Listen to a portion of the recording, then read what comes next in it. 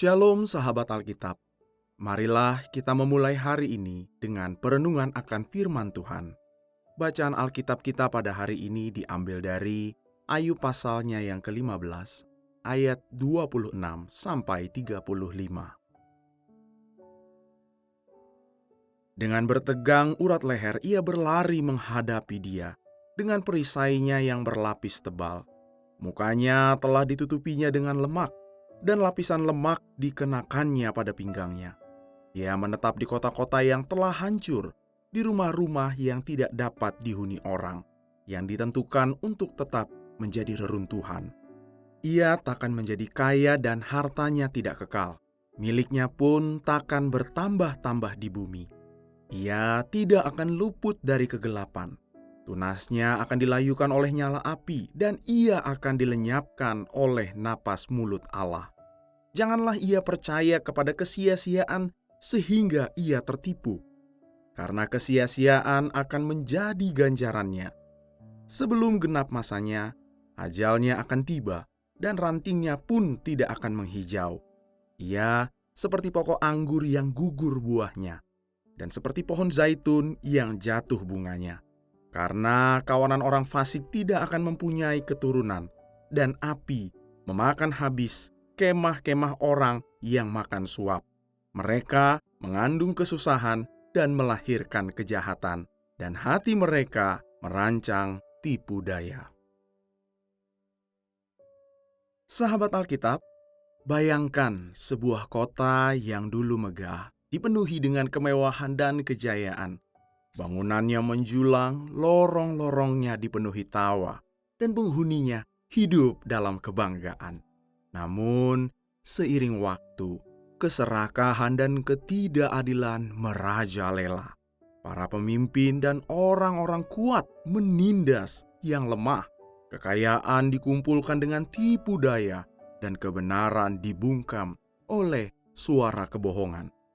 Hingga akhirnya bencana datang, bukan dari luar, tetapi dari dalam.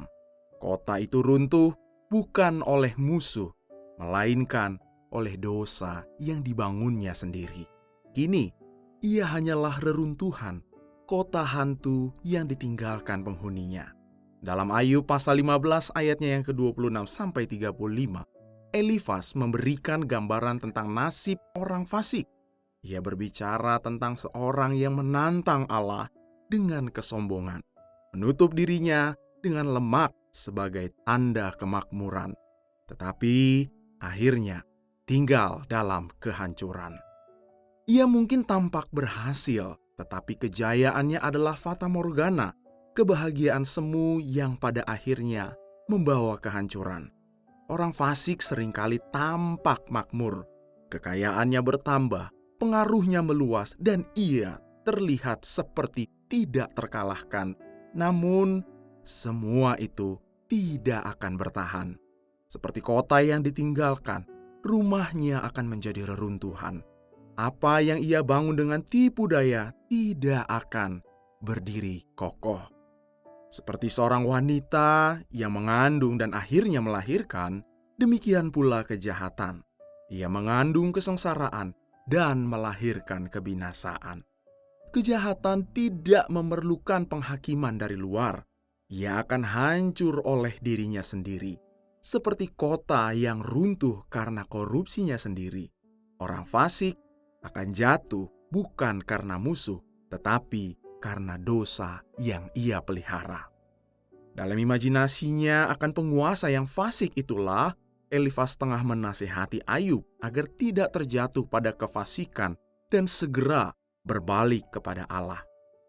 Sahabat Alkitab, dalam kehidupan sehari-hari, kita sering melihat bagaimana orang-orang yang mengandalkan kekayaan, kuasa, dan kelicikan tampaknya berhasil.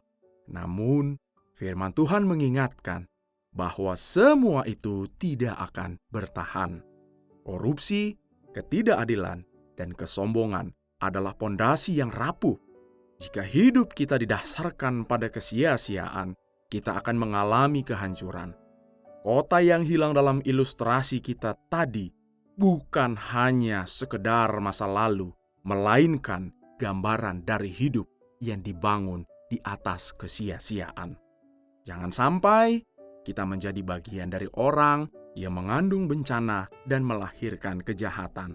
Sebaliknya, marilah kita mencari Tuhan, hidup dalam kebenaran, dan membangun sesuatu yang akan bertahan dalam kekekalan. Marilah kita berdoa. Ya Tuhan, kami rindu mencari Engkau lebih dari segalanya.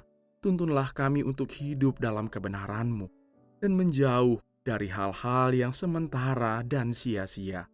Bentuklah hati kami, Tuhan, dan tangan kami untuk membangun sesuatu yang bernilai kekal, yang memuliakan nama-Mu dan menjadi berkat bagi dunia.